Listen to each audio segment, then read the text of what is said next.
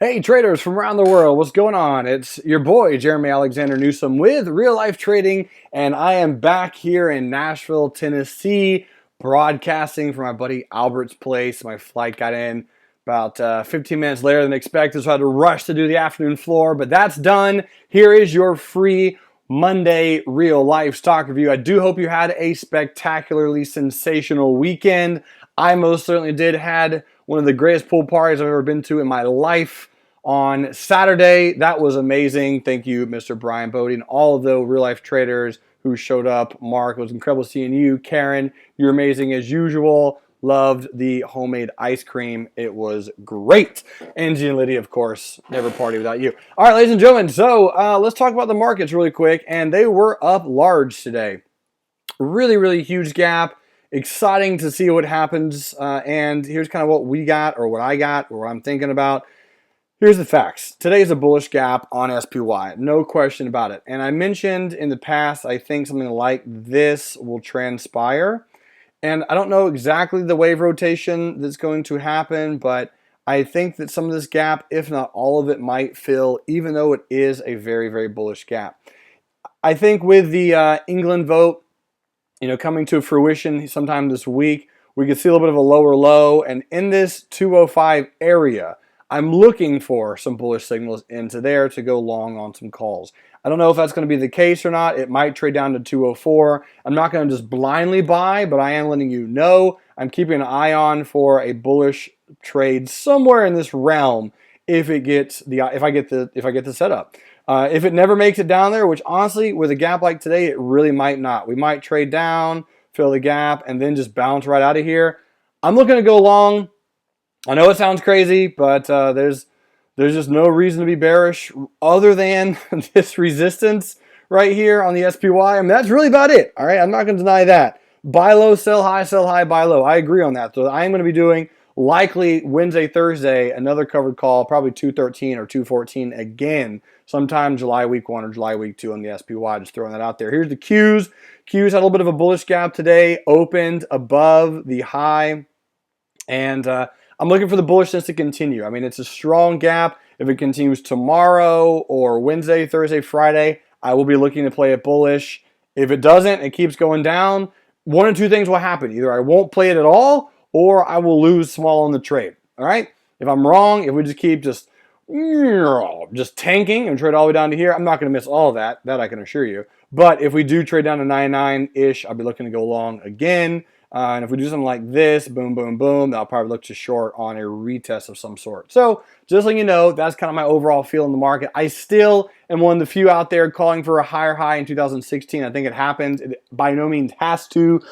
We could just keep trading sideways. But I am not saying the market's going to free fall here. I just don't see it. Even if England does leave, we'll probably have a knee-jerk reaction. And then even if they vote yes, right, we're gone, even if that's the public vote, it's going to take time, years for them to make a decision. They're not going to just do it July 1st, they're out, right? It's going to take time.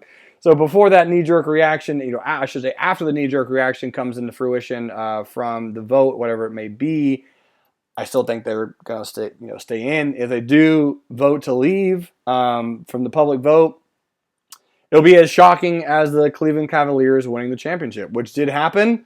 First team in history to come back down 3-1. Shout out to all my fans and traders and students in Cleveland. Congratulations. You guys deserve to win, and that's awesome. Proud of you.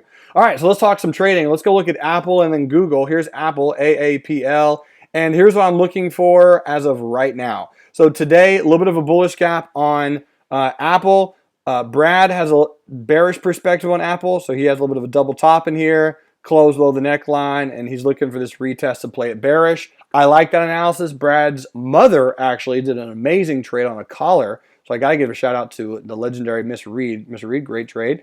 However, if Apple can somehow close above 96.78, I think that'd be a little bit of a bullish sentiment that would likely create a little bit of a higher low into here and maybe a higher high and potential rebounds. But again, it's going to be all about that close. If Apple does trade lower, which it very well could, I'm 50-50 on Apple right now. If it does trade lower, probably will pull into the 90s, 92, since there are some stories out there that it might get taken off the Russell index or indices, And if Apple does that, they get reevaluated. They're taking off those indices. I think it does trade a little bit lower, and then it would form a relative low and give people another reason to possibly buy around 90. The same people who bought last time I made money will probably be the same people who would do it again twice. See what happens from there. Google at a rock solid support. Let's see what happens on Google. A lot of traders had some really, really good trend lines on Google. Here's kind of like a little bit of a trend line, and here's a little bit of resistance. I mentioned before this breakdown that this line was here, and we're either going to bounce bullish or break down. And on the breakdown, I was looking to get into a bear call spread. Unfortunately, just didn't get filled into anything. My buddy Brian, who I was just at his house, is in a 690, 685, expiring not this Friday, but next Friday. And as of yesterday, a lot of us got into a 670, 660. So it's a little bit farther away. Google, however, can do anything it wants to at any time. It's a very, very good mover. So we'll see what Google's going to end up doing. But I will say, for all intents and purposes, Google's at a very, very strong support here. Yes, without question, this is a bearish gap. Yes, it acted as a resistance.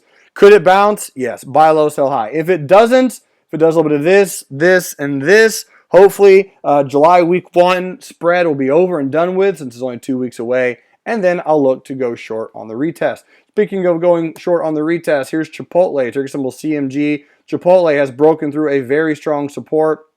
This is my next target, probably before or maybe even after earnings.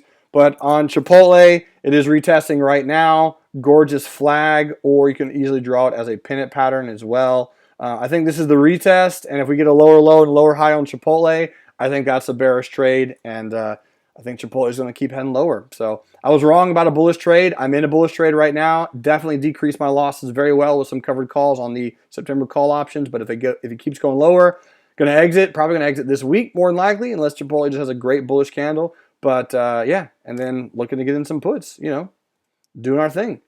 Let's go look at GameStop. Ticker symbol GME. I have a few traders interested in GameStop. And what I'm going to do is zoom out here on a weekly chart, just kind of show you this long-term trend line and support levels that GameStop has been having around this area. And here's kind of my analysis from today. So notice that support at $26.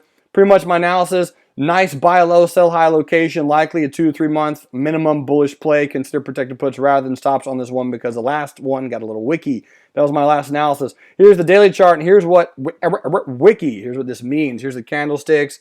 Zooming in on the daily. There's all the candles and the wicks. So if I can kind of compare today's candle to a previous candle, it would probably look like that. So I think we do come down to another low, get some wicks, and then maybe bounce on GameStop. GILD.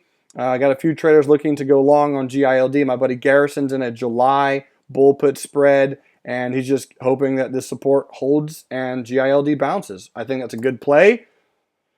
Never know what happens until it happens. Here's ticker symbol INO, which is a pharmaceutical company. Great candle, great volume today, and INO is forming a ascending triangle. So INO probably will trade up into this level, maybe pause here, and will break one or two directions. I don't know which one's going to break. I would assume bullish.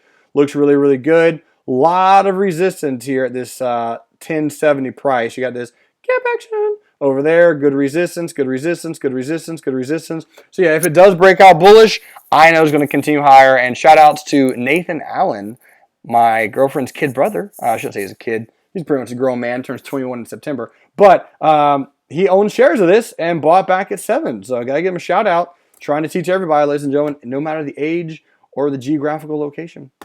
Here's JD.com. JD.com. Very easy ticker, J and D.